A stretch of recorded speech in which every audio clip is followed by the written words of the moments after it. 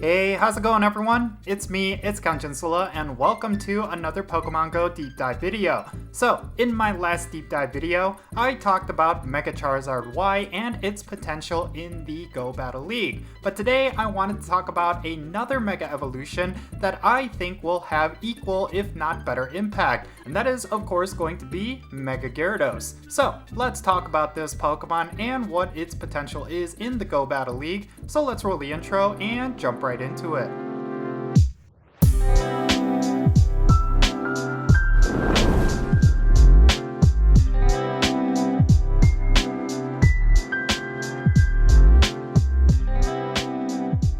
Alright, so let's get right into it. So, Mega Gyarados is one of those Mega Evolutions that have a very big standout role in the Master League of the Go Battle League, and that is of course because of its typing and of course because of its powerful move pool, and it has one of the most well-rounded stats when it comes to Mega Evolutions that are available right now. Mega Gyarados loses its flying typing, but it retains its water typing, and it gains the dark type, which means it's going to gain some new resistances, as well as stab bonuses to some of its charge attacks and fast attacks. Now, in terms of its base stats, it's going to be one of the most well-rounded and one of the most powerful currently available. It's going to have an attack stat of 292, a defense stat of 246, and a stamina stat of 216. These are extremely high values for a typical Pokemon, so the value of a Mega Evolution really shines here with just the stats alone. In terms of its move pool, Mega Gyarados can come with Bite, Waterfall, Dragon Breath,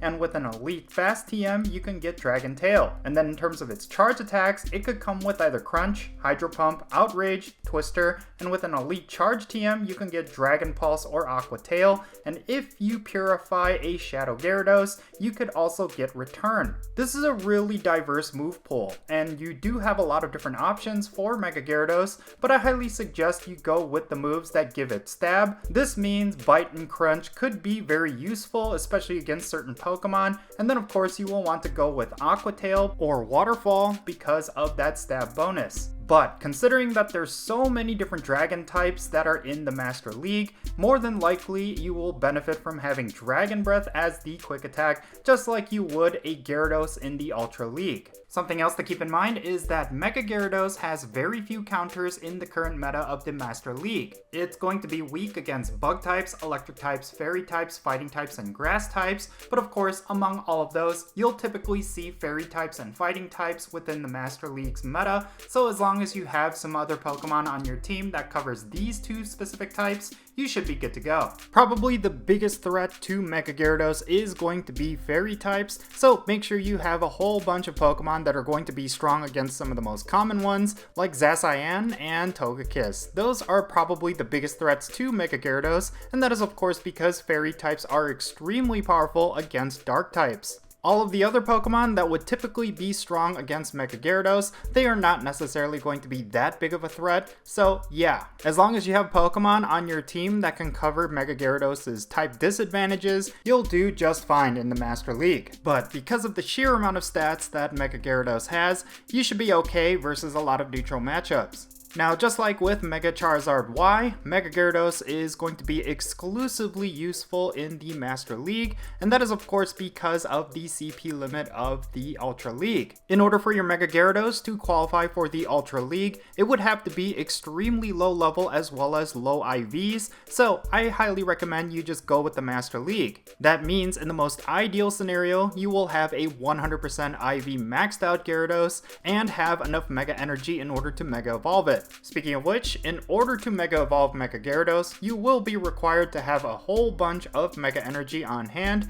and that is of course for the first time you Mega Evolve your best Gyarados, and then of course anytime after that, it's going to be free after 7 days. So whenever Mega Evolutions are available in the Go Battle League, you should plan accordingly. If you have yourself a 100% IV Gyarados, then make sure you give it all the best PvP moves, and then give it the Mega Evolution whenever you can use it in PvP. And yeah, I think that pretty much covers all the bases for Mega Gyarados. Again, it's going to be a powerhouse in the Master League almost exclusively, so if you are looking to get ahead in the Master League, which is of course one of the most difficult leagues in the Go Battle League, then I highly suggest you roll with Mega Gyarados. It's a really good option, especially if you cannot use Mega Charizard Y, or you have really powerful Pokemon that are meta in the Master League that do coordinate really well with Mega Gyarados. And if you are looking to use this Pokemon in the Ultra League, I highly suggest against it, considering the stats that you will need in order to be under the 2500 CP limit. So in that case, I would say just go with a regular Gyarados. Kind of like what I said with Mega Charizard Y,